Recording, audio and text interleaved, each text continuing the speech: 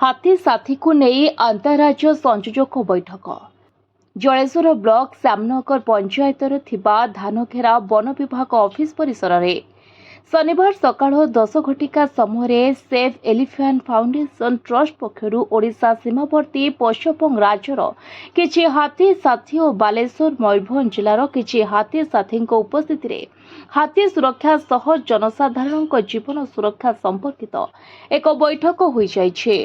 बैठकर अध्यक्षता ट्रस्टर प्रतिष्ठाता तथा पूर्वतन मुख्य वन संरक्षक ओडिशा और पूर्वतन सदस्य लोकायत ओडिशार डॉक्टर देवव्रत स्वाई करथिले।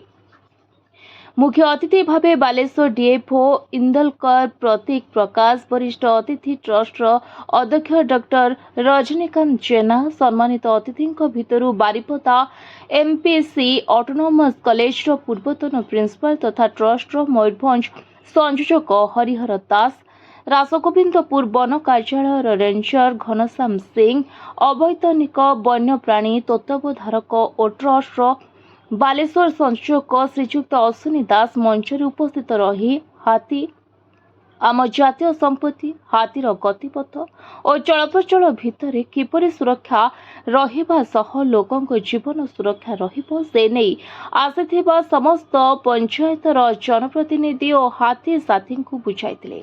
हाथी मनुष्यर बंधु एणु हाथी को भय न करी अबा शत्रु न भावी ता सह बंधुत्व भाव देखाइले हाथी धन जीवन नष्ट न करी आवश्यक खाद्य खाई ता बाटरे चली जाइथाए। मयूरभंज और पश्चिमबंग सीमा दे रायबणिया अंचल को शिमिलीपाल और झारखंडी बणुआ हाथी प्रायतः वर्ष को 5 ରୁ 6 थर आसी थांती। एणु हाथी साथी सेव एलिफेंट फाउंडेशन ट्रस्ट पक्षर गढ़िबा ठारू पूर्व अपेक्षा हाथीर गति पथ को परखिबा सह धन जीवन नष्ट हेबार यथेष्ट कमिबार परिलक्षित हेउछि।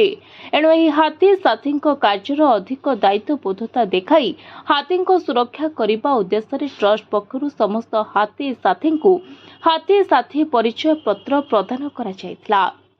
बैठक में मंच आह्वान जलेश्वर विभाग दायित्व थिबा रेंजर संजय कुमार महांती करिथिबा बेले धन्यवाद अर्पण ट्रस्ट अध्यक्ष श्रीजुक्त जेना करथिले। बैठकर हरडीहा बनखंडर बनपाल प्रहलाद चंद्र नायक केन्दुखुंटा बीटर बनपाल दिलीप कुमार सिंह बनरक्षी सुकचोड़ी सुलोचना बेहेरा रायबणिया बनरक्षी कविता महाकुर जलेश्वर बनरक्षी रंजिता विश्वाल बरडीहा सरपंच अजय कुमार महांती कलमा सरपंच सुभिनीता दत्त और कालिक पंचायतर पूर्वतन सरपंच गंगाधर दास उपस्थित थिले। सेव एलिफेंट फाउंडेशन ट्रस्ट हाथी सुरक्षा और हाथी सह मनुष्यर संपर्क स्थापन करिबार गुणात्मक कार्य सारा ओडिशा रे प्रशंसित। एने ओडिशा सरकार ट्रस्ट को बिजू पट्टनायक बा मुख्यमंत्री अवार्ड रे पुरस्कृत करिसंती। Report voice of Odisha live.